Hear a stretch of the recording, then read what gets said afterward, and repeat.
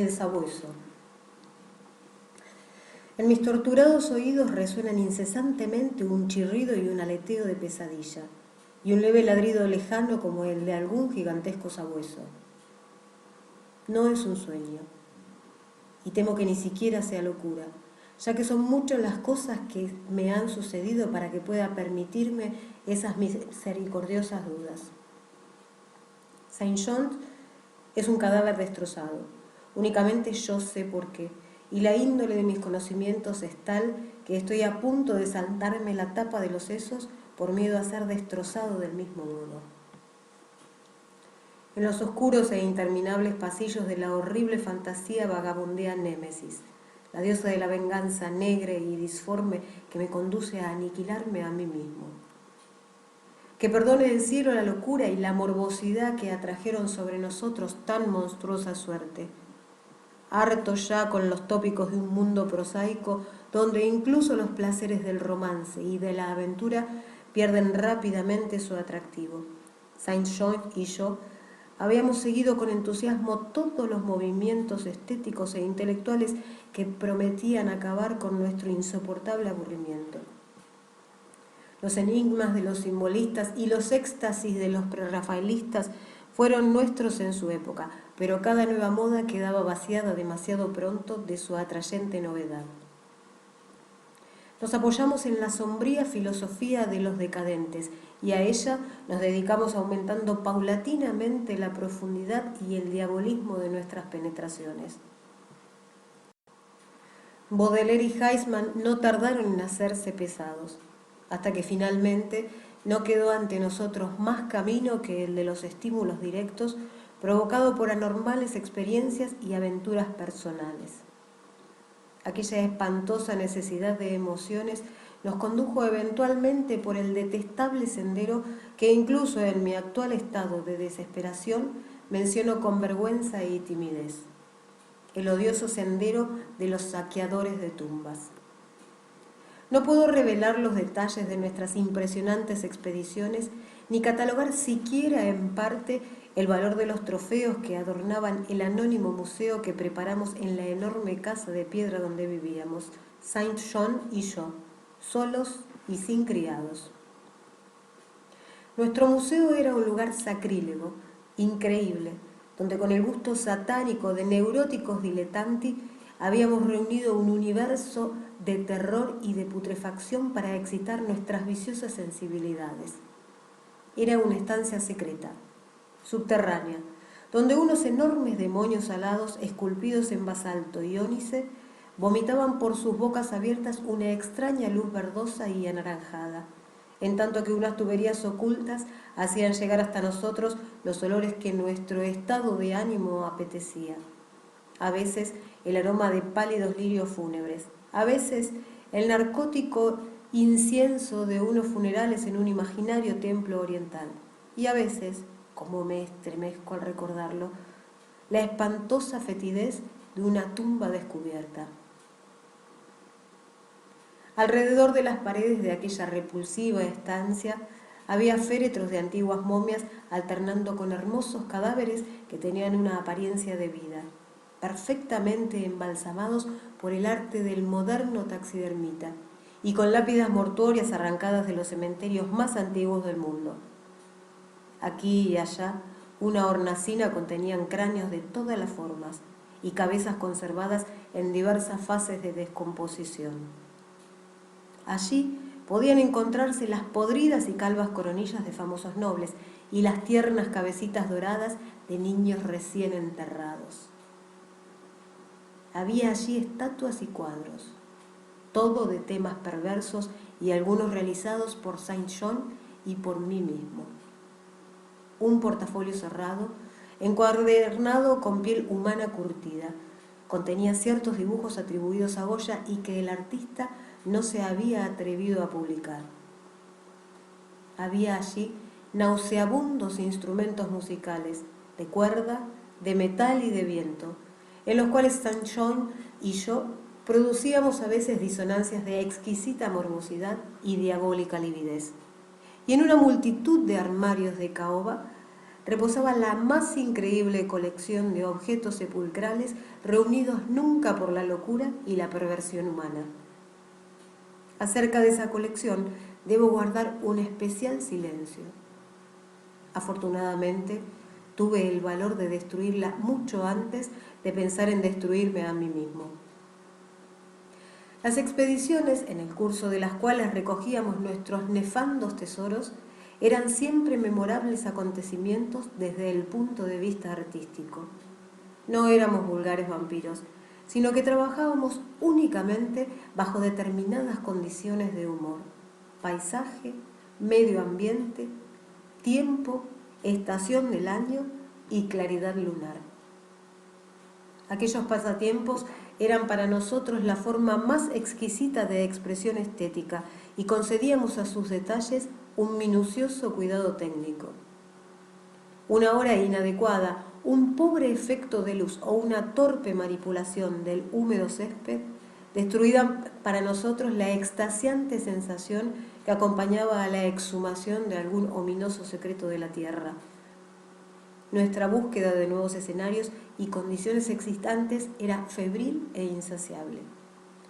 Saint-John abría siempre la marcha, y fue él quien descubrió el maldito lugar que acarreó sobre nosotros una espantosa e inevitable fatalidad. ¿Qué desdichado destino nos atrajo a aquel horrible cementerio holandés? Creo que fue el oscuro rumor, la leyenda acerca de alguien que llevaba enterrado allí 5 siglos, alguien que en su época fue un saqueador de tumbas y había robado un valioso objeto del sepulcro de un poderoso. Recuerdo la escena en aquellos momentos finales: la pálida luna otoñal sobre las tumbas, proyectando sombras alargadas y horribles.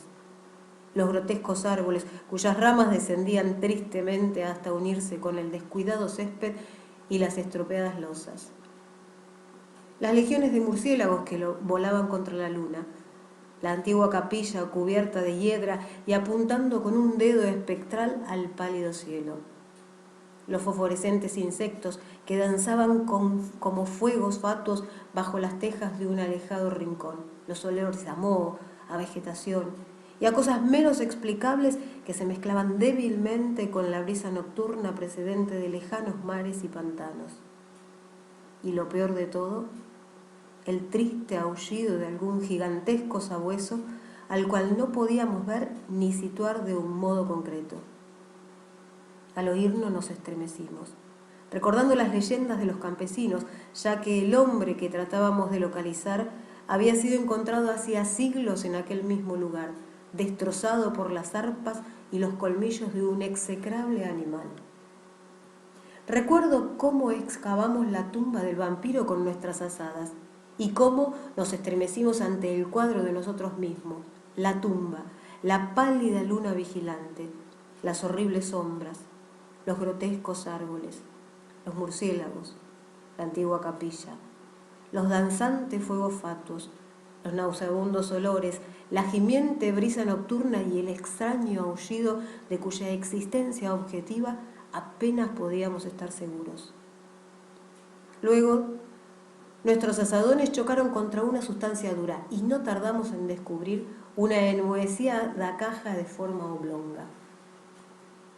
Era increíblemente recia, pero tan vieja que finalmente conseguimos abrirla y regalar nuestros ojos con su contenido. Mucho, sorprendentemente mucho, era lo que quedaba del cadáver a pesar de los 500 años transcurridos. El esqueleto, aunque aplastado en algunos lugares por las mandíbulas de la cosa que le había producido la muerte, se mantenían unidos con asombrosa firmeza, y nos inclinamos sobre el descarnado cráneo con sus largos dientes y sus cuencas vacías en las cuales había brillado unos ojos con una fiebre semejante a la nuestra. En el ataúd había un amuleto de exótico diseño, que al parecer estuvo colgado del cuello del durmiente. Representaba a un sabueso alado, o a una esfinge con un rostro semicanino, y estaba exquisitamente tallado al antiguo gusto oriental en un pequeño trozo de jade verde. La expresión de sus rasgos era sumamente repulsiva. sugeridora de muerte, de bestialidad y de odio. Alrededor de la base llevaba una inscripción en unos caracteres que ni Saint-Jean ni yo pudimos identificar. Y en el fondo, como un sello de fábrica, aparecía grabado un grotesco y formidable cráneo. En cuanto echamos la vista encima al amuleto, supimos que debíamos poseerlo, que aquel tesoro era evidentemente nuestro botín. Aún en el caso de que nos hubiera resultado completamente desconocido, lo hubiéramos deseado, pero al mirarlo más de cerca, nos dimos cuenta de que nos parecía algo familiar. En realidad, era ajeno a todo arte y literatura conocidos por los lectores cuerdos y equilibrados.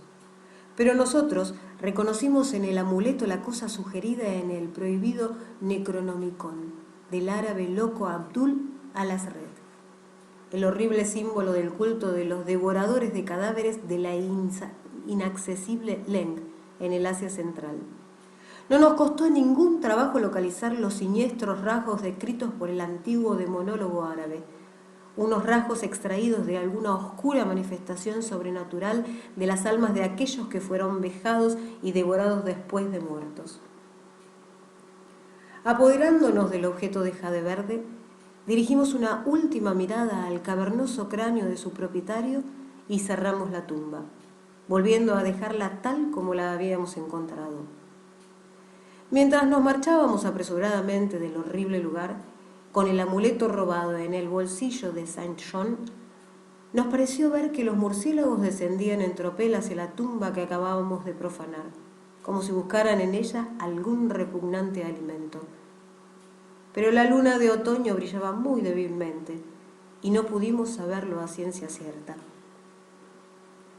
Al día siguiente, cuando embarcábamos en un puerto holandés para regresar a nuestro hogar, nos pareció oír el leve y lejano aullido de algún gigantesco sabueso. Pero el viento de otoño gemía tristemente y no pudimos saberlo con seguridad. Menos de una semana después de nuestro regreso a Inglaterra, empezaron a suceder cosas muy raras.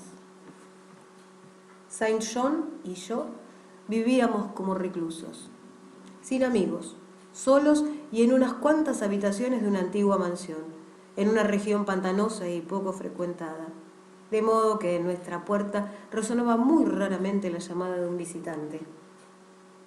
Ahora, sin embargo, estábamos preocupados por lo que parecía ser un frecuente roce en medio de la noche, no solo alrededor de las puertas, sino también alrededor de las ventanas, lo mismo las de la planta baja que la de los pisos superiores. En cierta ocasión imaginamos que un cuerpo voluminoso y opaco oscurecía la ventana de la biblioteca cuando la luna brillaba contra ella, y en otra ocasión creímos oír un aleteo no muy lejos de la casa. Una minuciosa investigación no nos permitió descubrir nada, y empezamos a atribuir aquellos hechos a nuestra imaginación, turbada aún por el leve y lejano aullido que nos pareció haber oído en el cementerio holandés. El amuleto de jade reposaba ahora en una hornacina de nuestro museo y a veces encendíamos una vela extrañamente aromada delante de él. Leíamos mucho en el Necronomicon de al-Azred acerca de sus propiedades y acerca de las relaciones de las almas con los objetos que las simbolizaban y quedamos desasosegados por lo que leíamos. Luego llegó el terror. La noche del 24 de septiembre de 1900, oí una llamada en la puerta de mi dormitorio. Creyendo que se trataba de Saint-Jean, le invité a entrar, pero solo me respondió una espantosa risotada. En el pasillo no había nadie. Cuando desperté a Saint-Jean y le conté lo ocurrido, manifestó una absoluta ignorancia del hecho y se mostró tan preocupado como yo. Aquella misma noche, el leve y lejano aullido sobre las soledades pantanosas se convirtió en una espantosa realidad. 4 días más tarde, mientras nos encontrábamos en el museo, oímos un cauteloso arañar en la única puerta que conducía a la escalera secreta de la biblioteca. nuestra alarma aumentó, ya que además de nuestro temor a lo desconocido, siempre nos había preocupado la posibilidad de que nuestra extraña colección pudiera ser descubierta. Apagando todas las luces, nos acercamos a la puerta y la abrimos bruscamente de par en par. Se produjo una extraña corriente de aire y oímos, como si se alejara precipitadamente, una rara mezcla de susurros, risitas entre dientes y balbuceos articulados. En aquel momento no tratamos de decidir si estábamos locos, si soñábamos o si nos enfrentábamos con una realidad. De lo único que sí nos dimos cuenta, con la más negra de las aprensiones, fue de que los balbuceos aparentemente incorpóreos habían sido proferidos en idioma holandés. Después de aquello, vivimos en medio de un creciente horror, mezclado con cierta fascinación. La mayor parte del tiempo nos ateníamos a la teoría de que estábamos enloqueciendo a causa de nuestra vida de excitaciones anormales. Pero a veces nos complacía más dramatizar acerca de nosotros mismos y considerarnos víctimas de alguna misteriosa y aplastante fatalidad. Las manifestaciones extrañas eran ahora demasiado frecuentes para ser contadas. Nuestra casa solitaria parecía sorprendentemente viva con la presencia de algún ser maligno cuya naturaleza no podíamos intuir. Y cada noche aquel demoníaco aullido llegaba hasta nosotros, cada vez más claro y audible.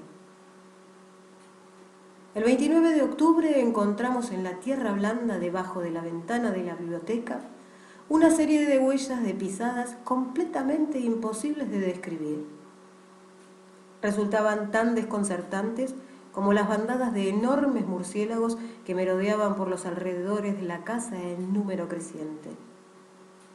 El horror alcanzó su culminación el 18 de noviembre, cuando Saint John, regresando a casa al oscurecer, procedente de la estación del ferrocarril, fue atacado por algún espantoso animal y murió destrozado.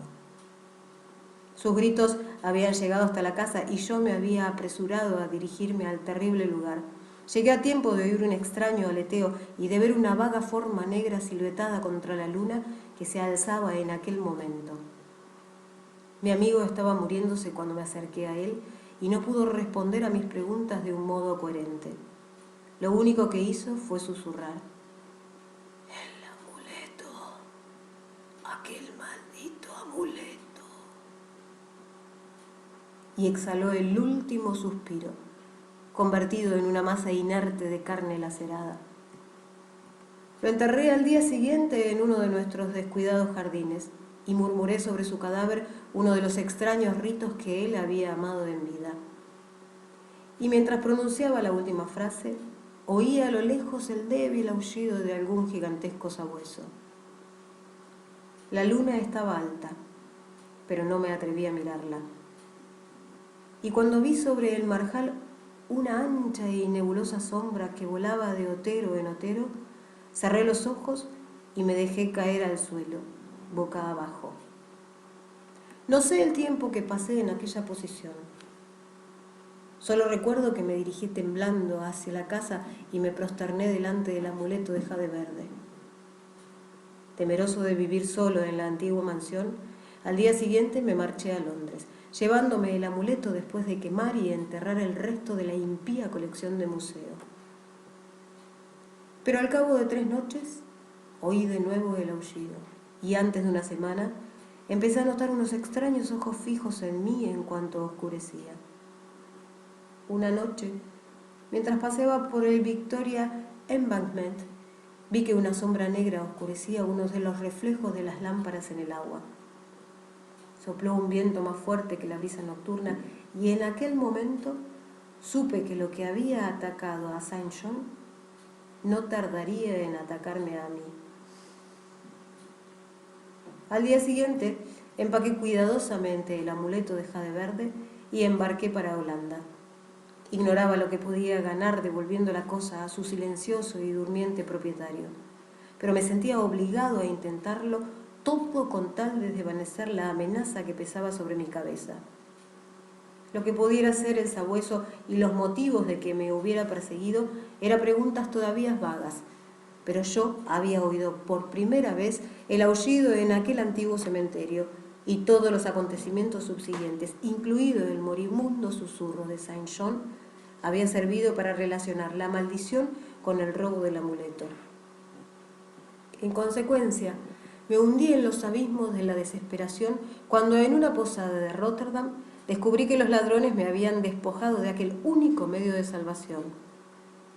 Aquella noche el aullido fue más audible y por la mañana leí en el periódico un espantoso suceso acaecido en el barrio más pobre de la ciudad. En una miserable vivienda habitada por unos ladrones, toda una familia había sido despedazada por un animal desconocido que no dejó ningún rastro. Los vecinos habían oído durante toda la noche un leve, profundo e insistente sonido semejante al aullido de un gigantesco sabueso. Al anochecer, me dirigí de nuevo al cementerio, donde una pálida luna invernal proyectaba espantosas sombras y los árboles sin hojas inclinaban tristemente sus ramas hacia la marchita hierba y las estropeadas losas. La capilla cubierta de hiedra apuntaba al cielo un dedo burlón, y la brisa nocturna gemía de un modo monótono procedente de helados marjales y frígidos mares. El aullido era ahora muy débil y cesó por completo mientras me acercaba a la tumba que unos meses antes había profanado, ahuyentando a los murciélagos que habían estado volando curiosamente alrededor del sepulcro. No sé por qué había acudido allí, a menos que fuera para rezar o para murmurar dementes explicaciones y disculpas al tranquilo y blanco esqueleto que reposaba en su interior. Pero cualesquiera que fueran mis motivos, ataqué el suelo medio helado con una desesperación parcialmente mía y parcialmente de una voluntad dominante ajena a mí mismo. La excavación resultó mucho más fácil de lo que había esperado, aunque en un momento determinado me encontré con una extraña interrupción. Un esquelético buitre descendió del frío cielo y picoteó frenéticamente en la tierra de la tumba hasta que lo maté con un golpe de azada. Finalmente dejé al descubierto la caja oblonga y saqué la enmohecida tapa. Aquel fue el último acto racional que realicé. Ya que en el interior del viejo ataúd, rodeado de enormes y soñolientos murciélagos, se encontraba lo mismo que mi amigo y yo habíamos robado. Pero ahora no estaba limpio y tranquilo como lo habíamos visto entonces, sino cubierto de sangre reseca y de jirones de carne y de pelo, mirándome fijamente con sus cuencas fosforescentes.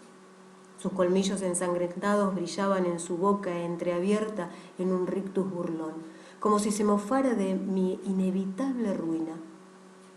Y cuando aquellas mandíbulas dieron paso a un sardónico aullido semejante al de un gigantesco sabueso, y vi que en sus sucias garras empuñaba el perdido y fatal amuleto de jade verde, eché a correr gritando estúpidamente hasta que mis gritos se disolvieron en estallidos de risa histérica.